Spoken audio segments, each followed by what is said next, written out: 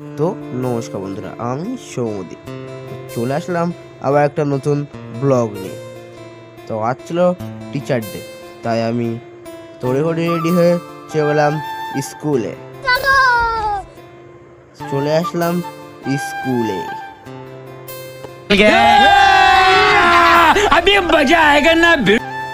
স্কুলে এসে দেখি তড়িঘড়ি করে তোড়জোড় চলছে স্কুলটাকে সাজানোর জন্য।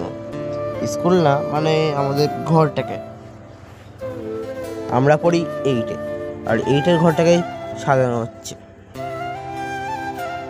আর আমি দেখলাম সামনে বয়স্ক মানুষটা রয়েছে, তাই কাছে চলে গেলাম। আর আমি যে কেকটা কথা বলেছিলাম যে আমরা আনবো, সেই কেকটাকে আমরা নিয়ে চলে এসেছি। আর টিচার ডে উপলক্ষে কেকটা, তার জন্যই কেকটার উপরে হ্যাপি টিচার ডে লেখা হয়েছে। এবং এর হাতে যেই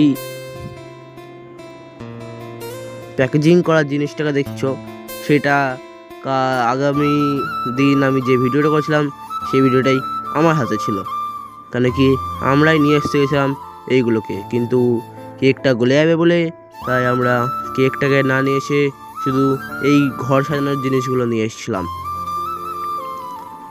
তারপর আমি ভাবলাম ঘরের ভেতরে তো সব কিছু হলো, একটু বাইরের দিকে যাই। তারপর দেখি 7রা খুবই ভালোভাবে ঘর সাজাচ্ছে, তাই ওদের ঘরে একটু উকি মেরে দেখতে গেলাম, কিন্তু ওরা আমাকে তাড়িয়ে দিল। কষ্ট, তাই আমি ওদের কাছ থেকে চলে আসলাম। कैसे कैसे लोग रहते हैं यार यहाँ पर। साला तुमको पागल कुत्ते का गाड़ी उठा के ले जाएगा बता रहे हैं हम। তারপরে কষ্ট ভুলে আমি ভাবলাম কষ্ট করে লাভ নেই, তাই আবার ভিডিও অন করে দিলাম।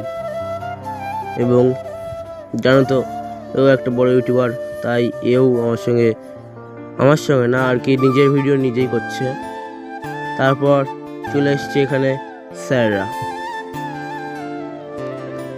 স্যারদের জন্য তোড়ঘোড়, এবং তারাই উপস্থিত হয়ে গেছে।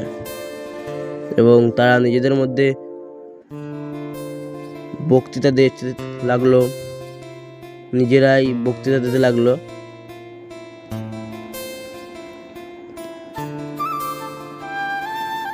এটা আমাদের হেড স্যার, সেই আগে বক্তৃতা দিচ্ছে।